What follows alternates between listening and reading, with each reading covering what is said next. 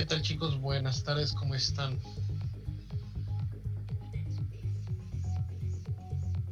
¿Y usted, profe? Buenas tardes. Bien, bien, aquí andamos. Buenas tardes. Hola, hola. Creo que sus demás compañeros no se van a conectar, pero bueno. ¿Cómo les fue, chicos? ¿Pudieron echarle un vistazo a la última sesión, o el último video que se trataba de señales analógicas, digitales y diodos? Sí. Perfecto. Sí, sí, sí. Qué bueno, qué bueno. Entonces, ¿hasta aquí alguna duda con la parte de cómo funcionan los diodos o para qué funcionan? No como tal. Bueno, yo tengo dudas más o menos de cómo las diferencias entre eh, los análogos y los digitales. ¿Cuáles son como que las desventajas de cada uno? Como que ahí me quedó un poco de duda. De las Y, señales. ajá, y también al final del video nos mostraba como que un ejemplo de donde se podía hacer la corriente directa, con los diodos. Sí. Como que ese ejemplo no me quedó tan claro, como que Ok, me confundí en esa parte también. ok. Bueno, entonces vamos por partes. Comenzando primero con las ventajas y desventajas de las señales análogas y digitales. Pues bueno, primero que nada, las análogas van a ser todos aquellos voltajes que pueden venir en diferentes valores, ¿no? Desde 0 volts, 1 volt, 1.5, 2, 3, 3.5, 5, hasta los que ustedes necesiten, ¿no? Aquí hay un ejemplo de un transistor que es el LM34, y este transistor lo que va a realizar es que tú le suministras un voltaje y su salida de ese transistor nos va a dar la temperatura del ambiente, o la temperatura que tenga en este caso el transistor, en milivolts. Es decir, estamos ahorita, ¿a cuántos grados estamos? Estamos a 23 grados, 24. Por lo tanto, este transistor en específico nos estaría dando una salida de 24 milivolts, ¿sí? Está tomando los grados Celsius por los materiales con los que se ha construido este transistor. Se está permitiendo el paso del voltaje con ese pequeño voltaje que son los 24 milivolts, ¿no? Posteriormente esto lo podemos amplificar, lo podemos comparar, le podemos hacer muchas cosas, pero al final de cuentas va a ser una señal análoga. ¿Por qué? Porque va a ser un voltaje que no es un número entero como tal, o sea, puede ser 24 punto y cacho milivolts. Eh, y ahí vamos a tener esa señal, ¿no? Si baja la temperatura, pues va a bajar el voltaje suministrado, si aumenta, pues va a aumentar el voltaje, etcétera, ¿no? Aquí, ¿qué puede suceder? Es una temperatura, lo estamos leyendo, no sé, con un Arduino, para poder decirle a un sistema de riego que cuando llegue a tal temperatura, bueno, abra una válvula para poder regar las plantas, ¿no? Por decir algo, ¿no? Con la temperatura. O a lo mejor que a partir de cierta temperatura eh, se enciendan unos ventiladores de tu casa, ¿no? Si tienes de la base de tu laptop, puedes hacer un montón de cosas. Van a ser señales análogas. Otro ejemplo muy clásico, o bueno, que igual estamos más familiarizados, por ejemplo, imagínense un control de Xbox, de PlayStation, ¿sí? Y ahí tienen diferentes cosas. Tienen señales análogas y señales digitales. ¿Qué se imaginan que corresponde a las señales análogas en un control de cualquier consola?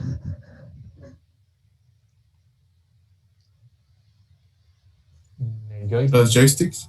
Ah, Los joysticks, ¿ok? ¿Serían entonces análogos?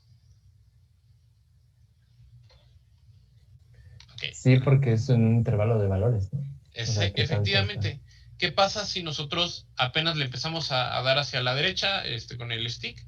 Bueno, estamos jugando carreras, vamos a ver que el coche gira tantitito, ¿no? Hacia la derecha.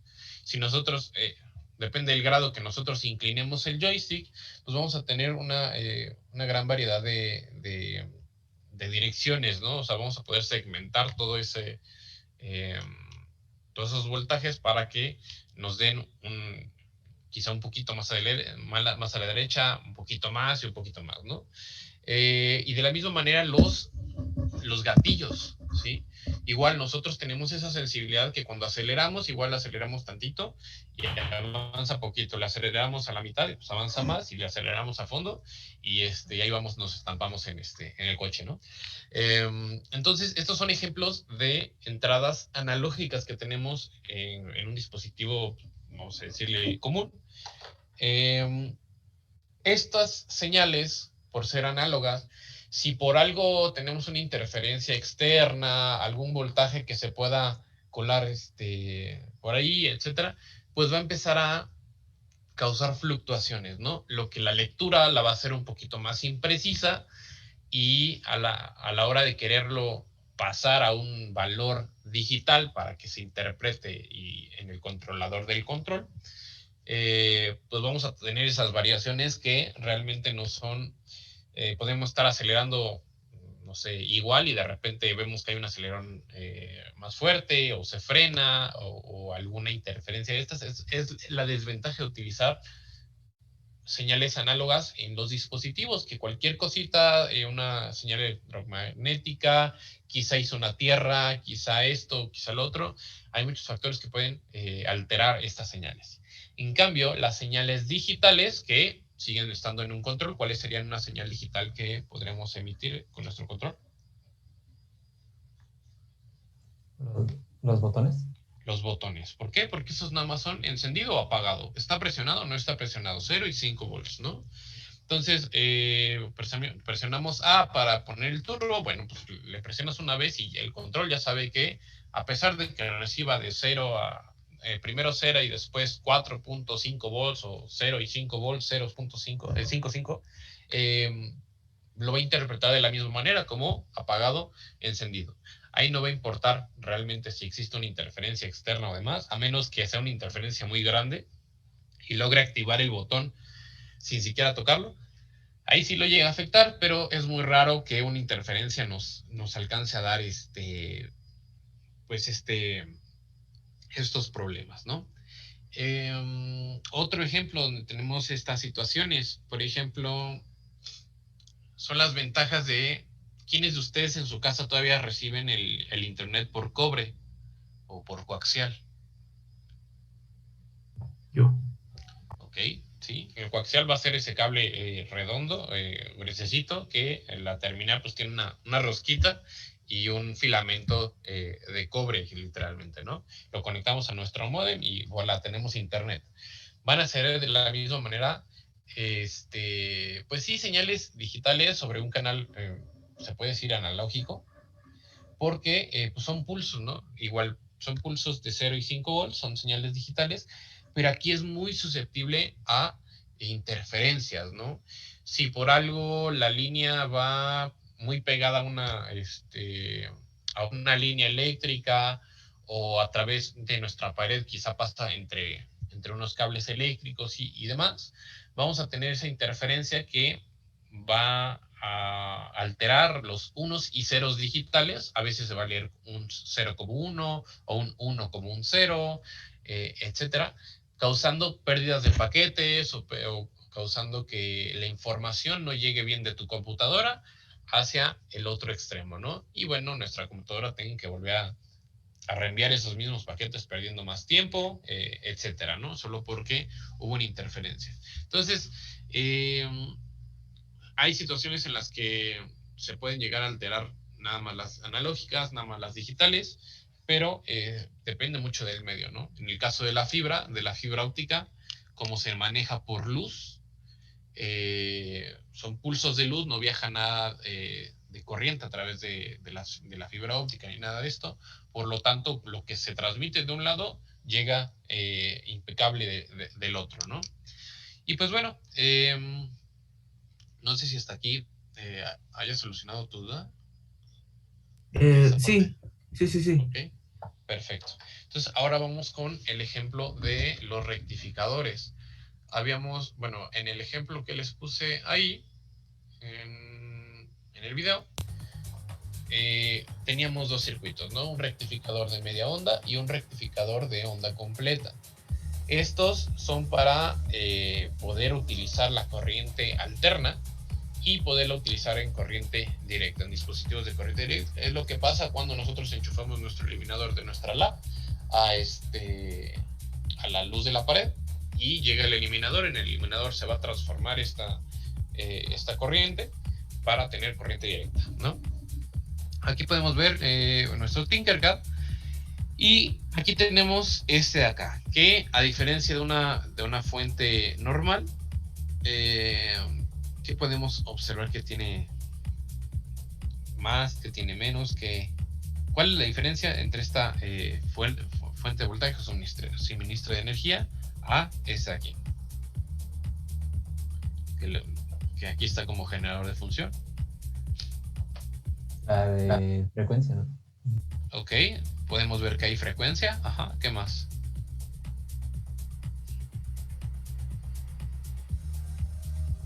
El cómo se miden las ondas. Uno, cómo darle salida, por así decirlo. Ok, sí, efectivamente. Entonces, bueno, vamos a ver.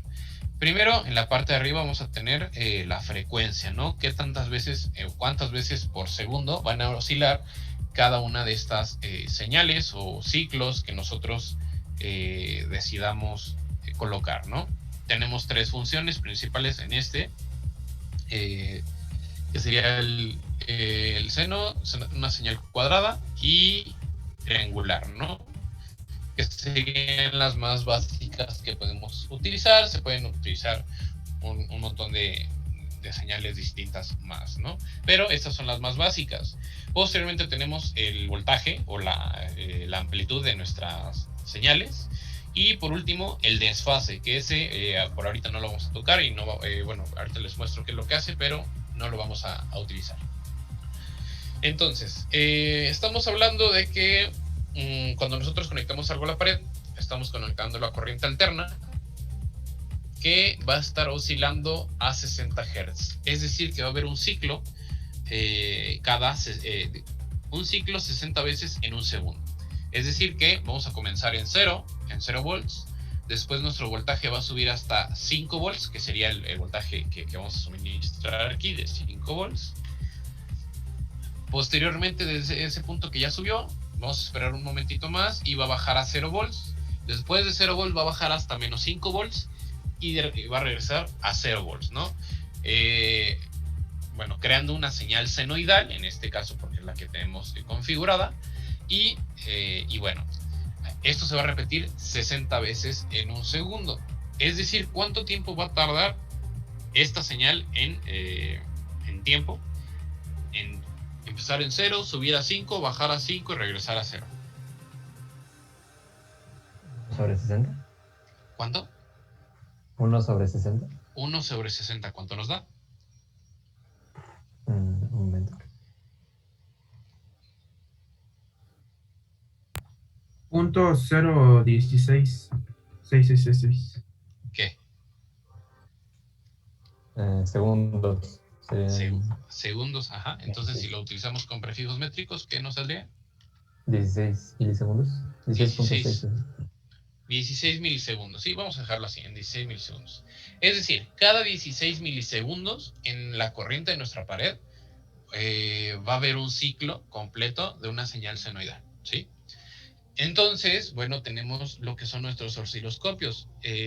¿Ya conocían qué es un osciloscopio? ¿Quién dijo? La neta yo no sé, y me pongo a googlearlo rápido para contestar la pregunta. Yo más o menos como que tenía una idea, ya que como los había visto, pero más bien no conocía bien su nombre, intuí que como pues, son ondas o algo, o que oscilan, como los hemos venido manejando, pues Sí. yo lo intuí que lo que ya había visto era eso. Ok, efectivamente. Que el osciloscopio nos va a medir voltaje. Voltaje con respecto del tiempo. Si se fijan, aquí tenemos un plano, el cual la amplitud, o lo que sería la altura, va a estar denotada por el voltaje, ¿sí? ¿Qué tanto voltaje? Aquí tenemos 0 volts, acá arriba tendríamos, no sé, un máximo de 5 y hasta acá abajo un máximo de menos 5, ¿no? Y tenemos el tiempo, ¿no? Entonces, conforme nosotros vayamos aplicando voltaje, se va a ir graficando con estos dos valores, voltaje en la parte vertical y el tiempo en la parte horizontal. Si yo selecciono este osciloscopio, podemos ver que me sale la siguiente opción: tiempo por división. Esto significa que qué tan amplio voy a más bien qué tanto zoom voy a hacer en esas señales, en esas ondas, para poder observarlas con mayor detalle. Ahorita vamos a ver bien cómo funciona esta parte, pero al final de cuentas le estoy diciendo que cada cuadrito o cada medida de estas mida 10 milisegundos. Si dijimos que van a tardar 16 milisegundos en realizar un ciclo completo, bueno, pues estaríamos utilizando uno y cachito para poder observar una oscilación, ¿sí? Vamos a ver, si yo tengo aquí mi generador de funciones, voy a eliminar este de acá al lado. Ahorita nada más está conectado aquí a la alimentación del protoboard. Si lo iniciamos, vamos a poder observar la señal senoidal, ¿no? Tenemos 60 Hz, que son 60 veces por segundo, con un voltaje de 5 volts y bueno, tiene un desfase de 0. Esto no lo vamos a mover de momento, ¿no? Podemos observar cómo es que efectivamente se tarda 1 y casi un poquito más de la mitad, que serían los 16 milisegundos, en completar un ciclo. De 0 a 5 volts, a 0 y después a menos 5 y regresamos a 0. Eso sería un ciclo. Se repite esto 60 veces por segundo. Ahora sí, vamos a implementar lo que sería el diodo. Primero que nada vamos a implementar lo que sería un rectificador de media onda, que bueno, hay que recordar que los diodos tienen dos terminales de la misma manera. Tenemos el ánodo y el cátodo. En este caso el positivo corresponde a qué lado del diodo. ¿Es el positivo? ¿El positivo va hacia el ánodo o el cátodo? Hacia el ánodo. Ok, entonces lo conectamos de este lado, ¿cierto? Vamos a poner en rojito para que no tengamos problema. Y en el caso del cátodo, pues bueno, va al lado negativo. Si se fijan, okay, el diodo tiene una pequeña línea que es el que nos va a indicar cuál es el lado negativo de este. Si lo viéramos en formato de diagrama, observaremos una flechita y al final de la flechita está esa misma línea, que es la misma que está representada con esta linecita gris del diodo. Ahora, si nosotros aquí ejecutamos, ¿qué estamos observando?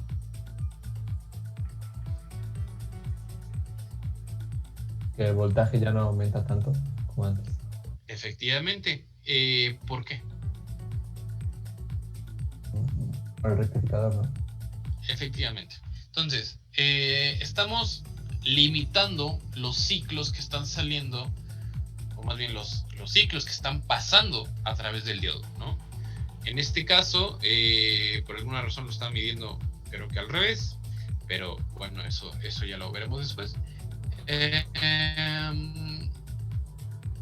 Tenemos aquí el inicio del ciclo, más o menos por aquí, e inicia el negativo y después que se queda en cero.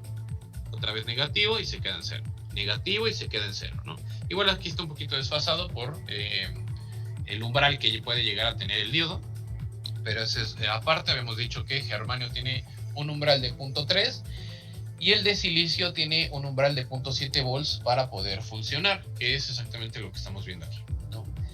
Resulta que todo lo que esté abajo de cero de nuestra señal senoidal, pues bueno, lo va a dejar pasar, ¿no? Y por eso tenemos estas ondas hacia abajo. Si yo detuviera la simulación y volteáramos el diodo para que fuera hacia el sentido contrario, iniciamos la simulación, vamos a obtener todos los voltajes positivos, ¿sí? Entonces tenemos un rectificador de media onda. Estamos dejando pasar nada más la mitad de la señal senoidal que nos está mostrando. Ahora, aquí ¿qué pasa? Bueno, sí es efectivo, nada más que ahora en vez de tener 60 veces lo que sería estos semiciclos, pues los voy a tener 30 veces, lo que estamos recortando la efectividad a la mitad de lo que nos puede dar este circuito. Es decir, que nosotros podemos implementar ya no un rectificador de media onda, sino un rectificador de onda completa, el cual va a utilizar ambos semiciclos de nuestro circuito y los va a aprovechar para que, pues bueno, aprovechemos esos dos y tengamos una corriente directa. En este caso estaría... Vamos a conectar lo que sería el positivo a este terminal de aquí, que es en medio de estos dos diodos, y el negativo lo vamos a conectar acá abajo, ¿no? Que es igual en medio de estos dos diodos. En este caso todavía no están interconectados entre ellos. Voy a ponerlo aquí nada más por color rojo, y acá vamos a ponerlo negro, y vamos a interconectar estas dos de aquí con estos dos de acá. Y igual este lo vamos a poner en negro y este de acá lo vamos a colocar en rojo, por lo que tendremos las salidas aquí, que es la salida negativa, y la salida positiva, que es de este lado. Para que me entiendan un poquito más en el diagrama, esto viene en el video para los que no lo han visto. Es el puente de diodos o el rectificador de onda completa que podemos observar ahí. Y bueno, ya que tenemos esto, podemos conectar el segundo osciloscopio. En este caso nos interesa medir como un multímetro, que vamos a medir el voltaje. Lo vamos a medir antes de la resistencia y después de la resistencia, lo que pues nos va a dar la oscilación que tengamos en la salida de este rectificador de onda completa. Si le damos iniciar simulación, podemos observar lo siguiente. Tenemos nuestra señal original, que es esta de aquí, y si se fijan, a un lado tenemos la misma señal, nada más que pues ya alterada. En este caso, vamos a movernos. Podemos ver que sube hasta 5, llega hasta 0, y otra vez vuelve a subir hasta 5, 0, 5, 0, 5, 0, etc. ¿Qué está pasando? Este ciclo de aquí está subiendo hasta 5 y baja hasta 0. Es el primerito que vemos de este lado. El que sigue, que es negativo de 0 a menos 5, lo está convirtiendo en un ciclo positivo. Por lo tanto, en vez de irse hacia el lado negativo, lo vamos a tener hacia el lado positivo. Podemos ver cómo vuelve a subir, ¿no? En realidad aquí tendremos baja aquí y estarías bajando aquí mismo, ¿no? Pero como es un rectificador de onda completa, lo estamos reutilizando y lo estamos poniendo como positivo para aprovechar lo mayor posible. En este caso, igual en el video, yo aquí puse lo que es un capacitor entre esta resistencia para poder administrar una corriente directa, que esto ya es una corriente directa porque tenemos 0 y 5 volts, pero una corriente directa constante, ya que aquí no es constante porque podemos ver cómo sube, baja, ¿no? Y realmente un dispositivo, cualquiera electrónico, vamos a necesitar que sea totalmente constante. Nosotros podríamos colocarle un capacitor o un condensador en la parte de aquí para que esta señal ya no se vuelva tan oscilante, sino que se almacene un poco en el capacitor y nos suelte una señal constante. ¿Qué es lo que pasa? Que curiosamente aquí en el Tinkercad, cuando nosotros implementamos un condensador, un capacitor, como que deja de funcionar, ¿no? Como que se traba. No sé por qué. Pero los que ya vieron el video ya pudimos observar que realmente pues sí funciona esa cuestión. No sé si hasta aquí tengan alguna duda, algo que quieran comentar, chicos.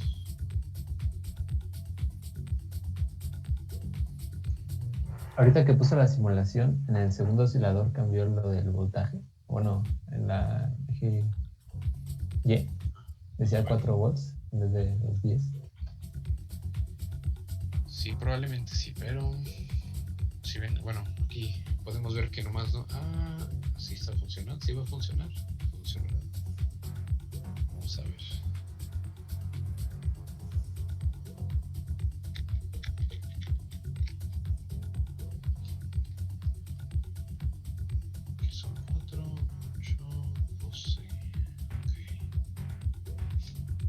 Estamos viendo que sí tenemos una serie de problemas aquí, como que no funciona bien el capacitor. Sí, efectivamente, porque tú acá estás hablando de... a ver, déjame revisar cómo estaba esto.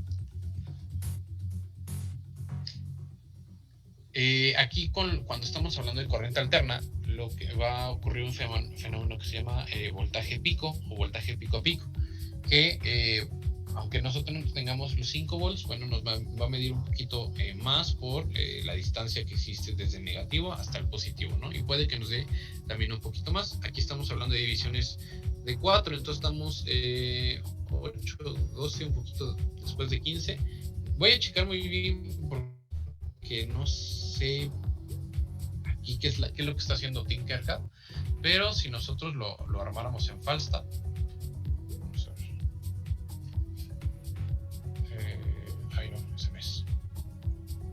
vamos a ver, vamos a armarlo rápidamente.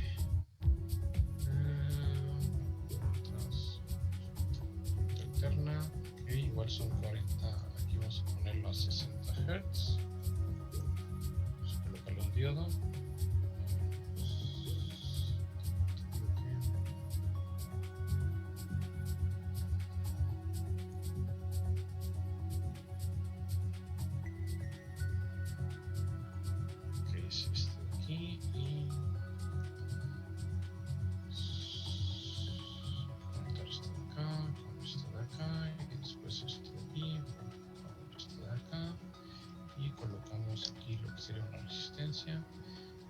Vamos a bajar la resistencia a 100, podemos observarlo así que...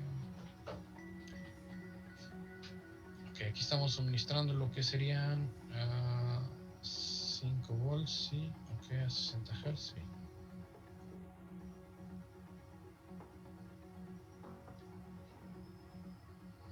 Okay. Aquí ya podemos ver ambas señales. Entonces, tenemos el verde, que sería ya el rectificador de onda completa. Podemos ver cuando el voltaje, vamos a detenerlo aquí, cuando el voltaje de nuestro oscilador, que sería en este caso la señal roja, está por debajo de los, un poquito más como por ahí, de los 700 milivolts, que sería el 0.7 volts que habíamos comentado, pues bueno, lo que sería nuestro rectificador ignora todo por completo hasta que nuestro voltaje vuelve a superar el umbral de los 700 milivolts, ¿no? Y es lo que podemos observar ahí. Y de otra manera tenemos que el voltaje máximo que nos está dando nuestro rectificador aquí es de casi 4 volts, ¿no? 3.7 más o menos, mientras que nuestra señal está dando 5 volts. Si nos fijamos, las mediciones son distintas y eso que eso también puede ser la resistencia. Este es de 1 kilo ohm. Si lo bajo así, vamos. Aunque sí, también podemos observar un cambio. Básicamente, bueno, estos son 400 kilo ohms. Ahí está. Sí, bueno, en parte va a influir esta parte, va a influir la resistencia que nosotros coloquemos para poder determinar la salida. Normalmente, pues la salida pues sigue siendo la misma. Yo puedo quitar, en teoría, la resistencia y debería de funcionar todo correctamente sin la necesidad de atenuar los voltajes. Si me dejara, con mucho gusto.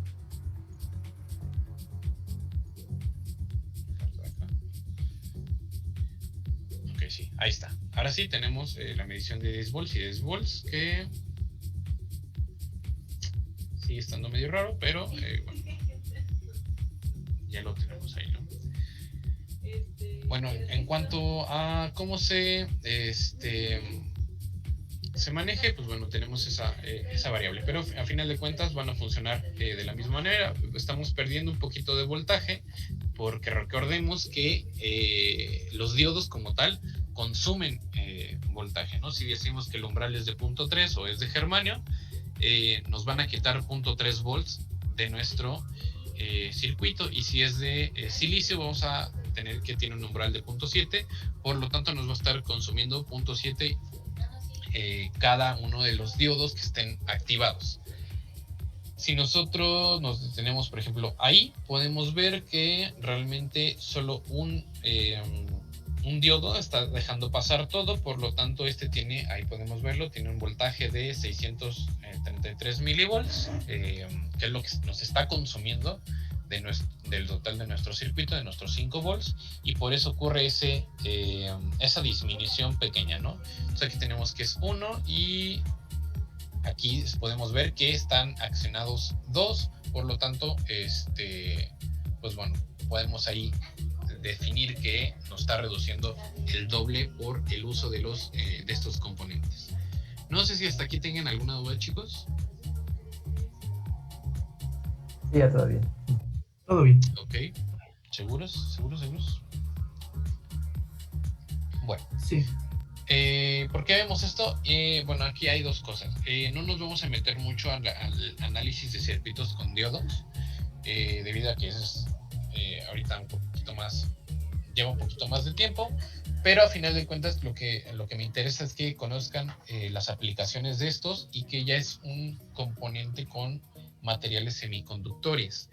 Después del diodo vamos a encontrarnos el transistor. Sí, el transistor igual les voy a hacer su video al respecto, y vamos a poder ver que con con una serie de transistores podemos realizar las compuertas lógicas, ya para empezar con todo lo que sería lógica digital. Entonces es muy importante que comprendan el funcionamiento de estos dispositivos. Muy bien, no sé si tengan algo más que quieran comentar. Ya por último, ¿no? Yo nada más tuve problemas para subir la práctica 2. No sé por qué el Classroom no me dejó agregar el archivo. No sé si te la puedo mandar a tu correo, Dani. Sí, O... ahorita si quieres vemos qué fue o qué intentaste subir y lo checamos para Va, que va. más no tengan ese problema. Va. Entonces, si no, chicos, nada más les voy a pedir de favor si podemos activar nuestra camarita y nos vamos a tomar una bonita foto grupal.